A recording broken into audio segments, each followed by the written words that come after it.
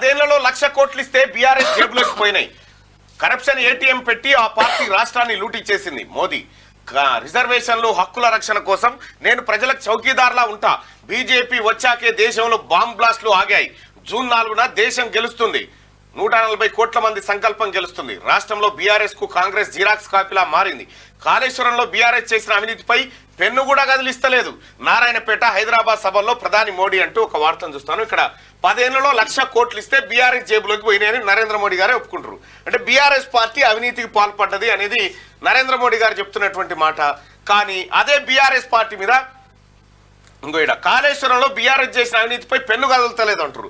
కాళేశ్వరం పైన అంత దర్జాగా లూటీ చేస్తా ఉంటే మీరే అధికారంలో ఉండి ఒక సిబిఐ తొంగి చూడకపోయే, ఒక ఈడీ తొంగి చూడకపోయే కాళేశ్వరం కేసీఆర్ అవినీతి మీద.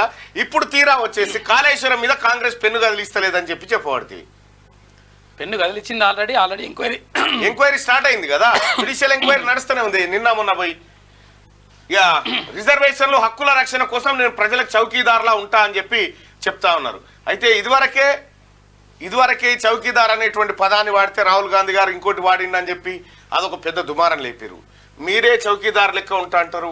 మీరే ఏది మన సన్యాసిని నేను జోలే పట్టుకొని వెళ్ళిపోతానంటారు. కానీ చెప్పేటువంటి మాటలకు చేసేటువంటి పనులకు ఎక్కడ పొంతన లేదనేది కాంగ్రెస్ పార్టీ విమర్శ. బీజేపీ వచ్చాకే దేశంలో బాంబ్ బ్లాస్టులు ఆగాయి. ఎందుకు సార్? బాంబ్ బ్లాస్టులను మించినటువంటి గల్వాన్ లోయ చైనా ఆక్రమించింది.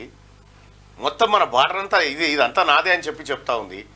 ఓ దిక్కు బాంబ్ బ్లాస్ట్లను మించినటువంటి మణిపూర్ బగ్గున మండిపోయింది. ఢిల్లీ బార్డర్ అంతా కుతకుతుడికింది మొన్నటిదాకా.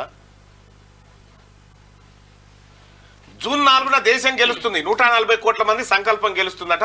ఇక రాష్ట్రంలో బీఆర్ఎస్ కు కాంగ్రెస్ జిరాక్స్ కాపీలా మారిందని ప్రధానమంత్రి నరేంద్ర మోడీ అన్నాడు. ఇక నారాయణపేట హైదరాబాద్ సభల్లో ప్రధాని ప్రసంగించారు.